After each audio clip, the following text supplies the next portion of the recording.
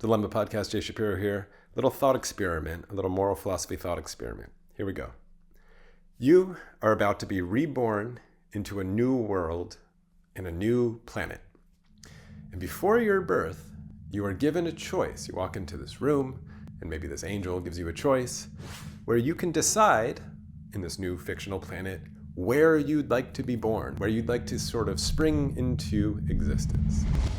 Now, the rules of this little thought experiment are that all memories of this choice will be completely erased the moment of your birth in this new world, so you won't remember making the choice at all.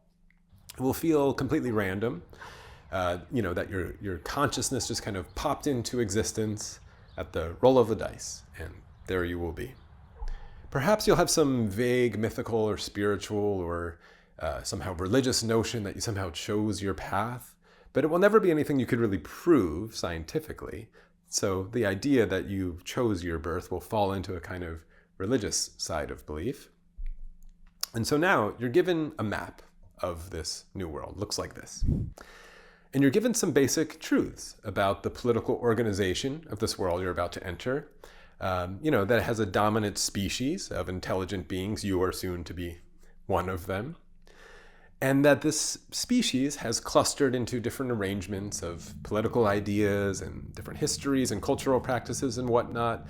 And, there's something like countries with various forms of rights and leadership representations and everything else, just sort of clusters of this behavior.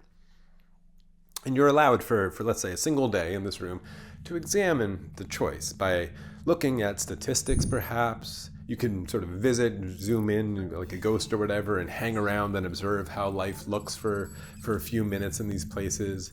Maybe even look at like recent voting results in certain places that if they hold something like elections. You could kind of take a look at their constitutions. You could read those things, look at crime rates, things like that, standards of living, whatever you want. And then at the end of the day, you, after doing your research, this sort of guardian angel comes back into the room and asks you to make your choice. Where do you want to be popped into existence? And he tells you that the choice will be honored, and then you jump into a portal and off you go, memory erased, and you're popped into existence. Okay, that's the setup. Now the question is there a way to answer this thought experiment morally? Is there a better moral choice here, better or worse moral choices to make about where you're going to jump into existence? And of course, since the memory is erased, perhaps the choice was actually just a psychological experiment being run by God and his team.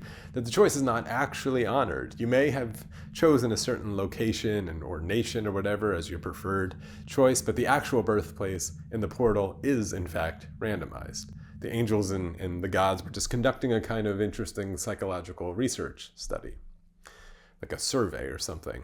Now, I think this is the kind of thought experiment that people imagine often when they talk about something like voting with one's feet or comparing cultures as more desirable or perhaps more likely to maximize flourishing or more moral or something like that. They think the results of this kind of pre-birth survey would reveal something very meaningful about which of these cultures, these different cultures or nations or whatever, or clusters of behavior, are the good ones and which ones are the bad ones. And of course, I think you've already figured out that this thought experiment should be applied to a pre-birth soul choosing a location here on planet Earth, perhaps in the year that the species down there is calling 2025. And perhaps guessing that maybe not a ton of souls would choose to be born in, say, Afghanistan at the moment. I don't know.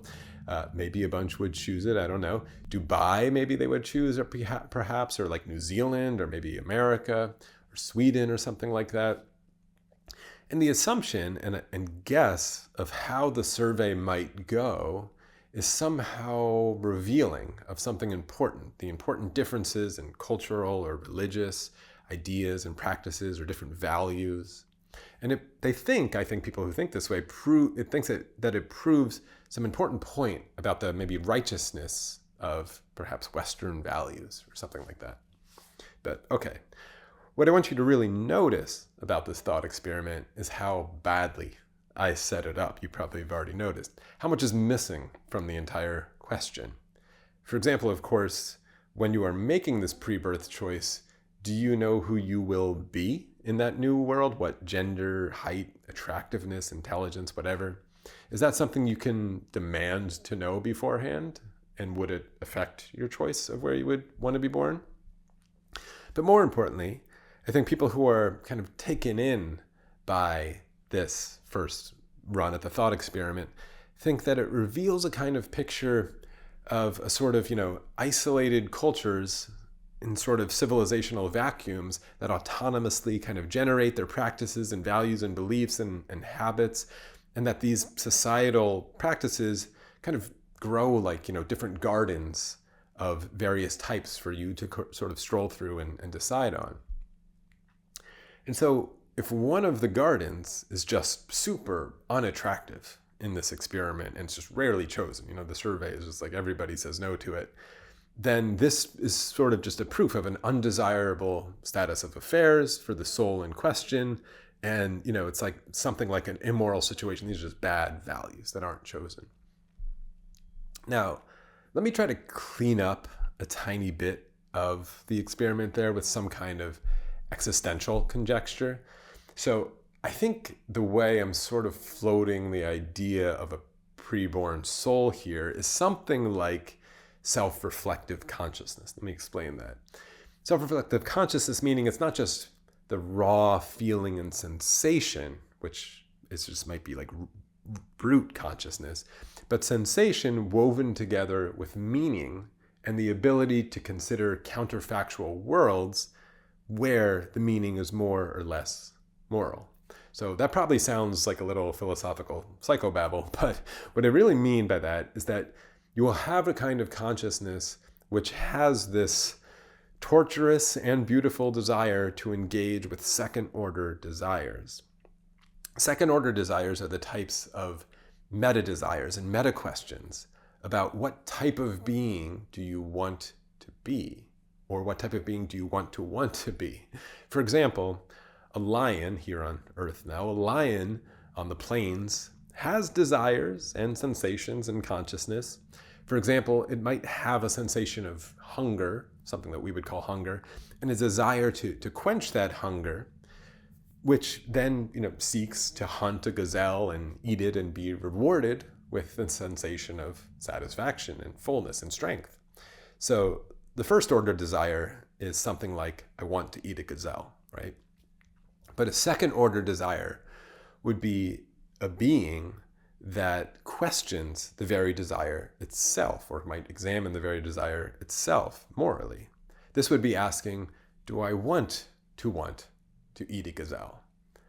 Now, I presume you agree this is something that a lion does not do and likely has no ability to do. It doesn't have the ability to ponder that type of question. Some people think this condition of not being able to ask or consider, or yes, I would say be tortured by these metaphysical or meta questions, is something like freedom, right? How peaceful that sounds to be a lion. You want something, you do it. You don't question it. No questions asked, no doubts. Life, it sounds like freedom from doubt and hesitation and counterfactual imagining, these terrible things, right? There's no questioning whether it's more moral to desire to eat maybe a vegetable to quench that hunger if you're a lion. Or better yet, no questioning whether it would be more moral to not feel hunger at all and survive on sunlight like the vegetables. I think often people look at birds in flight and are jealous of this kind of condition of peace, absent the nagging questions of moral existence. The birds just are free, right? Well, no, I think the precise opposite is true. That freedom, it turns out, true existential freedom, lies precisely in that simultaneous blessing and curse to have second-order desires. No matter how much we like to smother them or deny them or run away from them or eliminate them as choices or hand them back over to a God who granted them to us in the Garden of Eden, to borrow from the Christian story.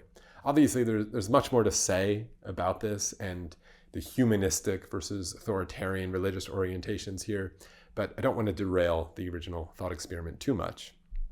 So my conjecture here is that freedom of the type I'm describing and the sometimes torturous tension between our behavior and first order desires and our knowledge or awareness of second order reflections is freedom itself. And then more practically, a life which offers the ability to engage with this eternal moral wrestling match with ourselves, our imagined or forgotten gods, and perhaps our society and external world politically, which either threatens or encourages that freedom and wrestling match. That freedom is what a soul, in this sense of the word that I'm using it, actually desires and wants. That's what it needs. That's the nature of it. Whether it knows it or not, or whether in our thought experiment they might have buyer's remorse once they get it or not, that's what I'm pinning it to. Now, so if that conjecture is somewhat true, I think we can kind of smooth over one of the problems with the thought experiment of sort of your pre-birth self. Let's imagine it as this existential freedom-desiring soul. But we're not done with the problems, because you might say that the craving and simultaneous fear of this existential freedom that I'm talking about might be more uninhibited in certain spots on the map. That there are certain areas on this fictional planet we're imagining where the soul would not be able to freely pursue those wrestling matches, and there are others where it seems maybe more encouraged or possible. Wouldn't that decide the situation, and that would be revealing in the survey? Well, not entirely on my question of which is more moral to choose, because here's another problem I left out of things. What if that idea that these nations are sort of isolated, autonomous, generating pockets of behavior and attitudes towards this freedom question, which really aren't in relation with one another, is kind of bullshit in that world? What if in your day of research you learn about economic systems and historical relationships and all kinds of reactionary involvement or interference and sabotaging or whatever it is, that you start to think that, this one over here, that seems pretty attractive at the moment, but it seems that this awful situation over here is kind of propping up the one that I kind of want by, continuing an exploitation and freedom squelching situation over here. What do I do then? Is there a moral decision to pop into existence in this one or this one?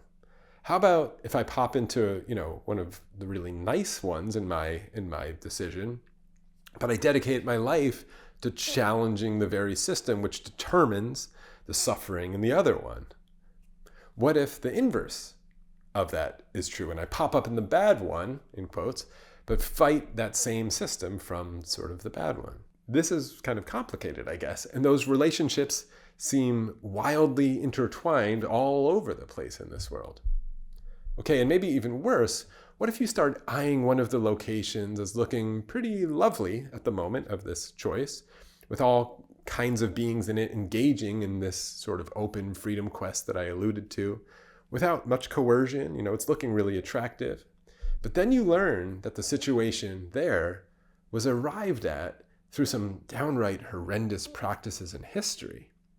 My gosh, it's been a series of mass murders and genocides and atrocities beyond belief, which kind of cleared the way for that lovely looking situation. Is it a moral choice to jump into that one and just have a lovely time and not it wasn't your fault, right? Or would you realize that by popping into that one and engaging with the freedom quest, you'd perhaps discover a hollowness to the entire endeavor and encounter this dilemma of eternal injustice and peace in that relationship? The survey is starting to look like a giant mess, isn't it? And interestingly, with that last one, perhaps that is or was not always the case about this intertwined systems of exploitation or whatever. If, for example, someone was jumping into a world that was a little like Earth, perhaps at the time that the species on it was calling it something that you and I would call like 15,000 BC, perhaps the systems of global economic relations or economic connections or whatever might be a bit more minimal, and the idea of sort of semi-autonomous cultural generation might hold a little bit more meaning and might be a more revealing survey. So to answer my own question of if there's a moral choice of where to jump into this, I don't really think there is a moral way to answer the thought experiment, and I don't think it's as revealing as people think. Wherever you pop into existence, you will be encountering the problem of freedom and the problem of constructing and engaging with political arrangements to enact and explore and wrestle and contend with that freedom. And you will not be able to escape the questions of flourishing and justice, both contemporary and historical, and the way they relate to the notions of freedom and flourishing. It was ironically the Nazi sympathetic philosopher Martin Heidegger who I think gave this whole idea the name of Gewohrtheit and Dasein, the first word meaning thrownness, these are German words of course, and the second being something like life condition.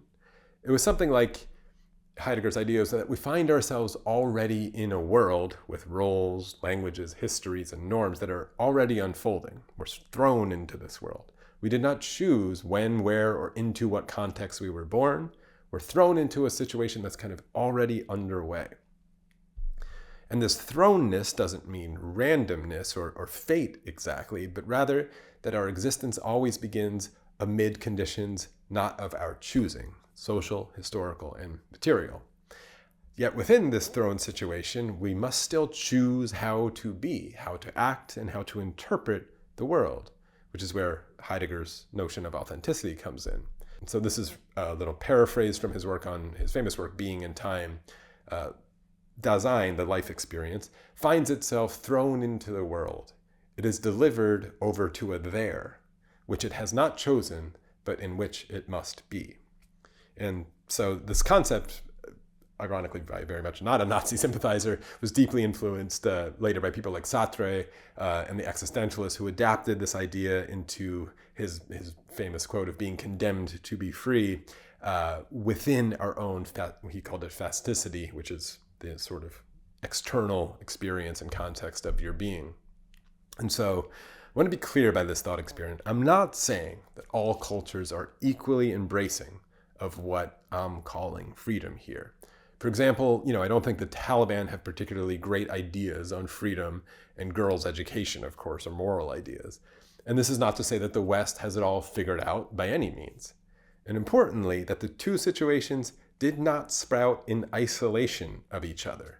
And to leave out analysis of colonialist histories, capitalism, racism, and exploitation, and a million other complex dynamics which cast all situations, both individual and communal, as in part reactionary and in part self-generating from these existentially fraught souls that we are, to leave all that kind of stuff out of the thought experiment, as I sort of did with my bait and switch, is a recipe for massive misunderstanding and confusion. Okay, so all of this was, as I said, to maybe pull a little bait and switch of the initial setup that I did, that I hope you caught. You probably did. I think the thought experiment is revealing of very little morally. It's perhaps revealing of something more arbitrary, that wherever you find yourself, you will have this mysterious kind of consciousness to explore and to grapple with freedom, and will have a collection of barriers and problems to encounter of various intensity and alarm. These might be in a comfortable and peaceful local environment, which might have arrived at that place through unspeakable horrors and continue to sustain itself through the exploitation of others, or in a nightmarish place of danger and physical hardship which requires more immediate peril. Or, of course, both. And if you're looking for that perfect place without either of these things, well, keep looking, because it doesn't and won't ever exist. And even if it did on some magical island, well, you'd forever have to contend with the unfreedom of others in the world, which you'd perhaps have a moral opportunity to free and assist. So you're not getting out of this one. So my recommendation is to just roll the dice. Show up where you are and show up where you were thrown, and pursue the meanings, the true, genuine meanings of freedom and flourishing, yours and others. And don't get too caught up in the details, because we're all lost on the same existential ocean of freedom. Sartre said, condemned to be free. We're just on different boats on this ocean, constantly, though, making waves and ripples that might topple the other boats out there. So thank you for that. It's a little homage also because I'm in Germany now, so the Heidegger reference to Germany. I live in Berlin now, and I also want to thank my members, because I ran this one by them in the monthly only hangout, and sort of helped me clarify a few thoughts on it, so hopefully you enjoyed it. And if you do want to become a member, feel free to sign up. I do a once a month hangout on Zoom, and it's so fun. We've done a couple of them already, and it's super fun to see each other's faces and share ideas and meet each other, and in this case, help me work some of the kinks out of my own work. And so thank you. See you next time.